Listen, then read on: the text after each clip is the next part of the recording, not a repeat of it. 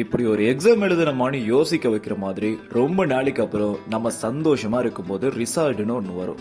அன்னைக்குன்னு பார்த்து இண்டெக்ஸ் நம்பரை வீட்டில் இருக்கவங்க கிட்ட திட்டு வாங்கி தேடி எடுத்தவங்களும் இருப்பீங்கல்ல. ரிசல்ட்ஸ் வருதுனாலே நம்மளை தவிர சுத்தி அத்தனை பேருக்கும் அப்படி ஒரு ஆர்வம்.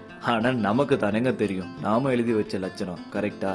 இன்று பெருபேறுகள் வெளியாகும்னு ஒரு நியூஸ்க்கு அப்புறம் ஆரம்பிக்கிற படபடப்பு 4 நாளைக்கு தொடர்ச்சியா இருக்கும்ல. சொந்தக்காரங்க எல்லாம் வரிசையா கால் பண்ண ஆரம்பிச்சிருவாங்க. எல்லாரையும் சமாளிச்சு பதில் சொல்லி முடிக்கிறதுக்குள்ள போதும் போதும்னு ஆயிரும்ல. பாக்குறவங்க எல்லாருமே அட்வைஸ் பண்ண ஆரம்பிச்சிருவாங்கன்னா பாருங்க. அவனோட மார்க்க பாரு இவனோட மார்க்க பாருன்னு கம்பேர் பண்ணி ஒரு வழி பண்ணிருவாங்கல்ல. ஏங்க நல்லா யோசிச்சு பாருங்க. உங்களோட ரிசல்ட்ஸ் வரப்போ உங்களுக்கு இருந்த மைண்ட் செட் எப்படி இருந்துச்சு? அதை ரொம்ப கஷ்டப்பட்டு சமாளிச்சு வந்திருப்பீங்கல்ல. இது வரைக்கும் நான் சொன்னதெல்லாம் எவரேஜா படிக்கிறவங்களோட தியரி, அவ்வளவுதாங்க.